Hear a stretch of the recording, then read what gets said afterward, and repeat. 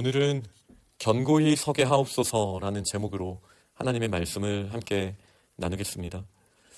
하나님께서 다윗에게 큰 약속을 허락하셨습니다.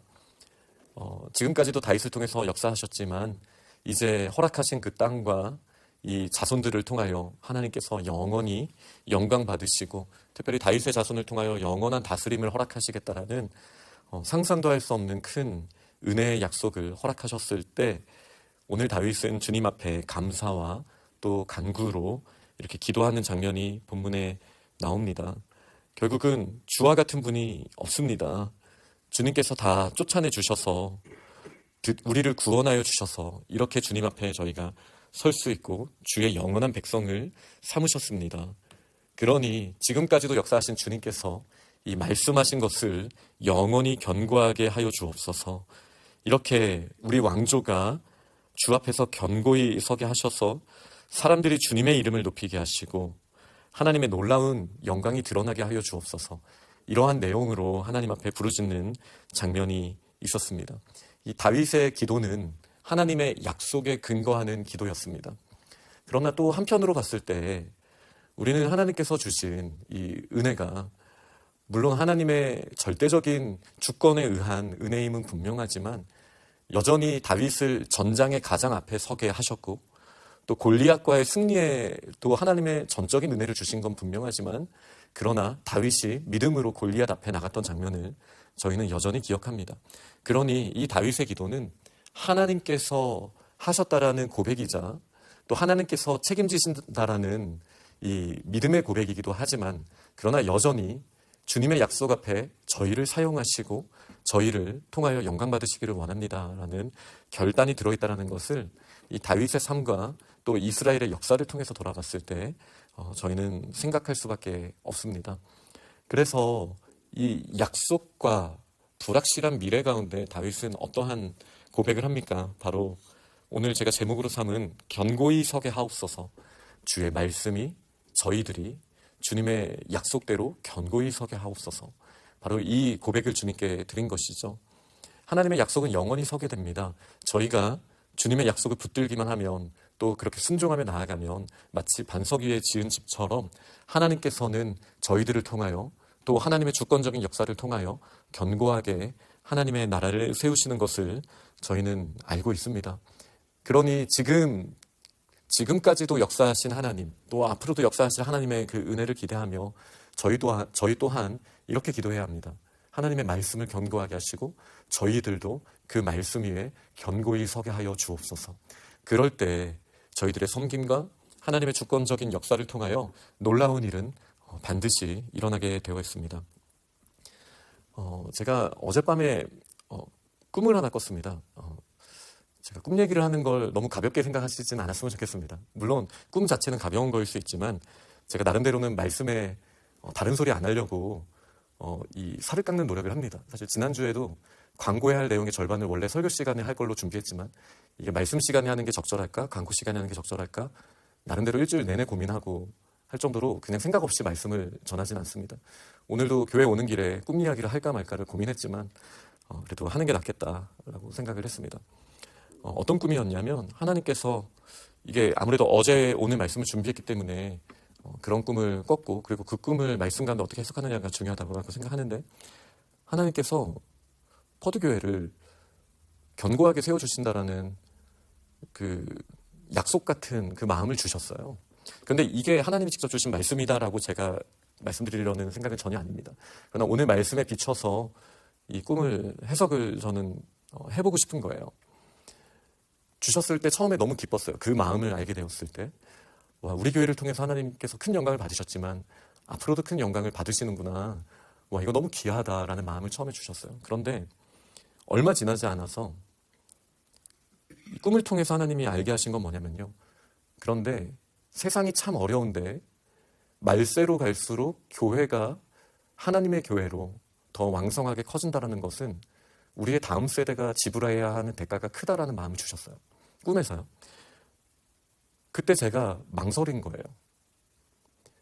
하나님의 이 견고한 말씀으로 주님의 나라가 커지기 위하여 이 퍼드 땅을 포함해서 우리 교회가 귀하게 감당해야 되는 일이 있는데 그 일을 허락하겠다라는 마음을 이제 꿈에서 허락하셨고 기뻤는데, 그런데 또 바로 또 꿈을 통해서 알려주신 것은, 그런데 아마 다음 세대들은 그때 교회가 연약해져서 우리가 감당하지 않아도 된다는 생각을 가졌으면은 그렇게 힘들고 어렵게 하나님의 일을 감당하지 않았어도 됐을 텐데 라는 마음을 주시니까 꿈에서 제 마음이 어렵더라고요.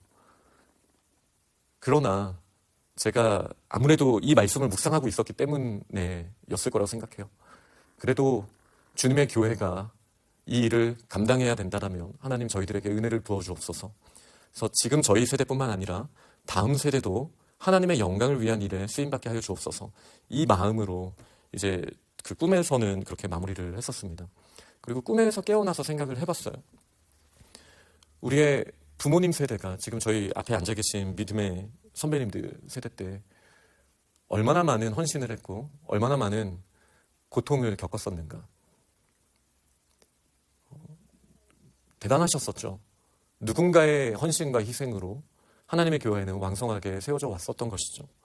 그리고 저번에 부흥회를 인도하셨던 제 멘토이신 정기성 목사님의 사역을 저는 바로 옆에서 보면서 교회가 세워져 나가기 위하여 저희 목사님 늘 하나님의 은혜를 말씀하시지만 또 그 가운데 하나님의 은혜가 펼쳐질 수 있도록 예수님을 닮은 모습으로 헌신하고 희생하는 목사님, 장로님, 이런 귀한 분들의 헌신이 있다는 것을 저는 바로 옆에서 봐왔습니다. 그리고 부족하지만 저도 그런 길을 가게 해달라는 마음으로 달려왔어요.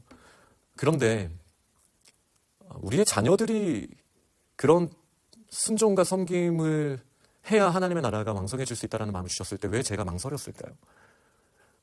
라는 생각을 이제 꿈에서 깨고 한 거예요.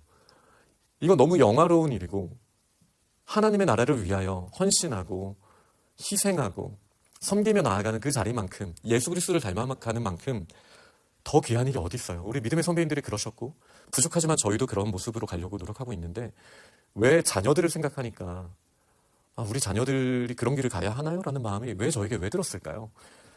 이 생각을 저는 오늘 본문이랑 한번 연결해 보는 거예요. 이 다윗의 마음은 어땠을까? 사무엘하 7장이 병행구절이라고 했잖아요. 너의 자녀가 실수하면 내가 그에게 채찍질할 거야 라는 말씀을 주셨거든요. 그리고 실제로 다윗의 자손들이 물론 예수님을 통해서 명확하게 드러났지만 얼마나 큰 대가들을 지불하면서 하나님의 나라를 완성해 왔습니까? 다윗 자신도 그랬었고요. 그러나 이 무게감을 알려주셨을 때 다윗은 도망치지 않았고요. 흔들릴 수 있는 우리 다음 세대들도 주께서 견고히 서게 하옵소서라고 기도했습니다. 저희의 기도는 어떠해야 될까요? 말세가 다가오고 있죠. 말세죠. 그리고 저희가 곧 이제 요한계시록을 묵상하게 될 텐데 요한계시록을 통해 보면 더 분명하게 교회에게 하나님이 기대하시는 모습이 어떤 일인지는 저희가 잘 알고 있습니다.